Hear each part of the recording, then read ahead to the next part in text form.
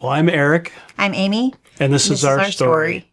We started out as a blended family. I brought a almost 5-year-old, so he became an instant dad. A year later, we decided we wanted to start a family and got pregnant right away, which was amazing. We were super excited, and then the complications started. I was working at a house we had bought, getting it ready to move in, and I got home that afternoon, and she looked at me and said, I think I need to go to the doctors. As all pregnant women do, I went to the bathroom, and unfortunately, he was delivered in our house that day.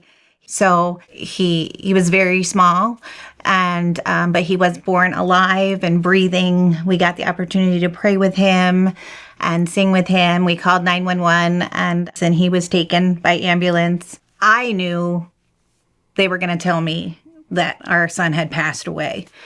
But you're never quite ready to hear that.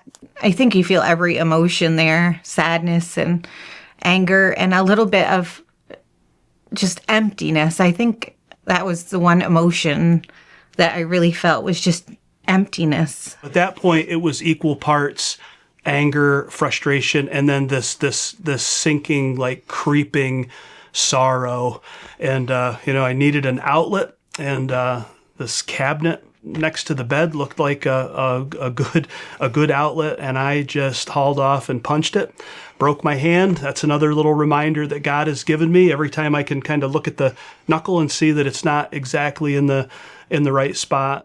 After we had the funeral, we went back to his mom's, and a bunch of his friends were there, and they were sitting in the living room, and I was just so angry because I just didn't understand how they could be just talking about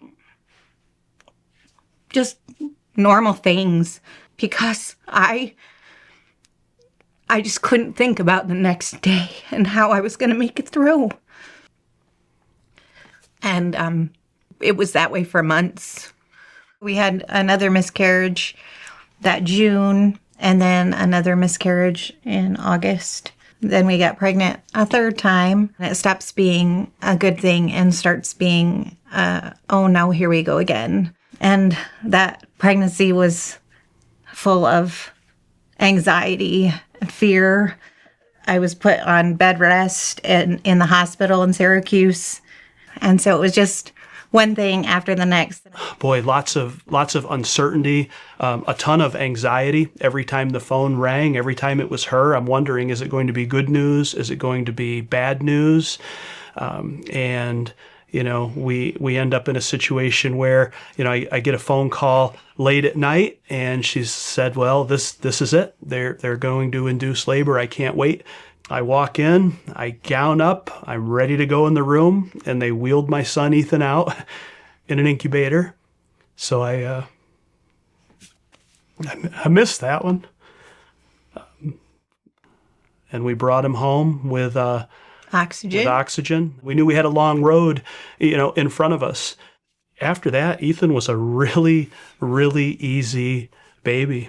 So I think even in that, God was whispering or yelling, trust me, trust me through it. And he's an awesome 19-year-old now. Our story has allowed me to work with these men and women at CareNet. I help with grief counseling with women and men who have gone through the miscarriage process and stillbirth. And it's really been just amazing to see what God has done through our losses that I would never have been able to see 20 years ago when we were going through it, that God would use that for good and for his glory. And today, I think that's where a lot of my joy comes from, is just talking to people about, my path to really learning to trust God, that you can be joyful, not just after hardship, but in it and during it as well. And whether it's anger, whether it's sadness, whether it's anxiety, in hindsight, looking back, it's really easy for me to see what God's plan was, and it allows me to trust, what God's plan is.